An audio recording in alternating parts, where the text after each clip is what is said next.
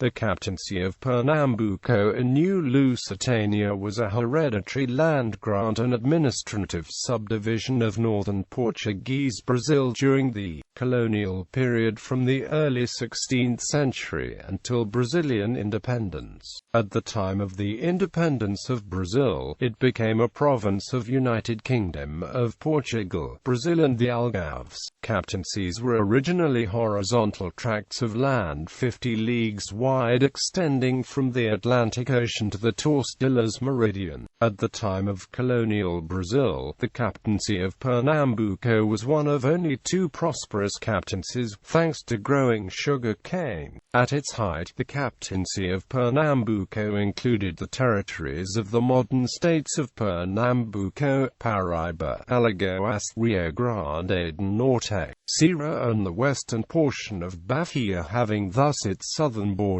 with Minas Gerais. History. Founding according to the charter grant passed by D. João III on March 10, 1534, the Doni of Pernambuco was Duarte Coelho Pereira, who was a distinguished gentleman in the Portuguese campaigns in India. The captaincy of width 60 leagues stretched between the Igaraçu River and the São Francisco River. He called it New Lusitania. The text of the original grant letter in Portuguese can be read here. The boundary to the north was the parallel marking the southern boundary of the Captaincy of Itamaraca. To the south, the Rio São Francisco far shore. To the west, the Tordesillas meridian. To the east, the Canal de Santa Cruz and Atlantic Ocean. The captaincy originally included what is today the state of Algarves. Upon receiving the donation, Duarte Coelho Pereira went to Brazil with his wife, children and many relatives. They landed on the shores of Santa Cruz Canal, where there was a nucleus of settlement in the Porto dos Marcos. He advanced to the mouth of the Igaraçu River, Pernambuco, where he founded the village of the same name. He built the church of Santos Cosme e Damião, the first in Brazil, giving the administration of the village to Afonso Gonçalves, and headed south. On a hill, he built a fort, a chapel and houses for themselves and for the settlers, which became the settlement of Olinda, constituted a village by the Charter Act passed on March 12, 1537. The sugar mills of Duarte Coelho and his wife, and that of his brother-in-law Geronimo de Albuquerque on the Beberibe River near Olinda, were the first in the captaincy. The small port of Olinda was negligible, with no depth to receive large vessels crossing the Atlantic Ocean. In turn, Recife, a town named by the first Doni for its Arrecife dos Navios, became the main port of the captaincy. Everything was organized to perform registration and donation of land, administration of justice, civil record keeping, and defense against the Cayetes and Tabajaras Indians. When Coelho died in 1554, he bequeathed to his children a flourishing captaincy. In Olinda, administrative headquarters of the captaincy, settled the civil and ecclesiastical authorities, the Jesuit college, the main monasteries and small dock Varadero. In the late 16th century, about 700 families lived there, not counting those who lived on the plantations, which housed 20 to 30 residents. From land bordering the São Francisco River, Pernambuco expanded northeast along the Atlantic coast, much exceeding in width the 60 leagues established in the letter of donation. The captaincy reached 12,000 square leagues, becoming the largest land area among all that the king distributed. Sugar production has always played a prominent role in the economy of Pernambuco. This wealth, source of income inequality between rich and poor, actions that resulted in the great concentration of land, made of Pernambuco the scene of several conflicts.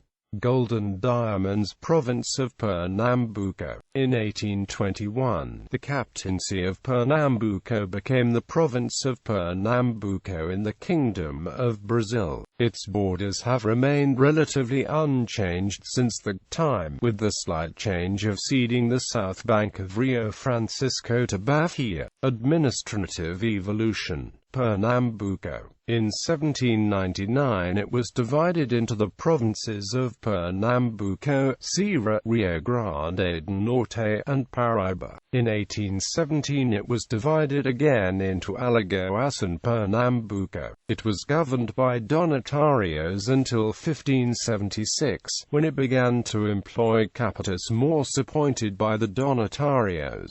After the Dutch occupation ended in 1654, the Portuguese crown took over administration. In 1716, the last donatario sold his rights back to the crown, and Pernambuco became a crown colony.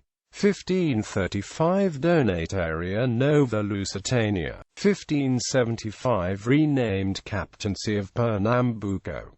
1582 Captaincy of Paraíba subordinated to Pernambuco. The 16th of January 1630 to 28 January 1654 Dutch occupation? Rio Grande do Norte subordinated to Pernambuco. 1654 subsumed by Governorate of Brazil. 1656 Ceará subordinated to Pernambuco. 1701 Captaincy of Rio Grande subordinated to Pernambuco. The 10th of May 1716 Crown Colony, Captaincy of Pernambuco. 1756 Captaincy of Itamaraca merged into Pernambuco. The 17th of January 1799 Ceará Captaincy split from Pernambuco. 1799 Captaincy of Paraíba do Norte split from Pernambuco. 1808 Rio Grande do Norte split from Pernambuco. The 7th of March 1817 to 1 July 1817 Republic of Pernambuco.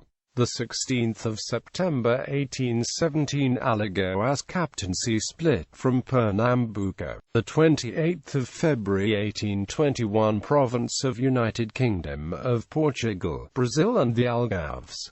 The 7th of September 1822 Province of Empire of Brazil, c.1634 1750s Captaincy of Rio São Francisco.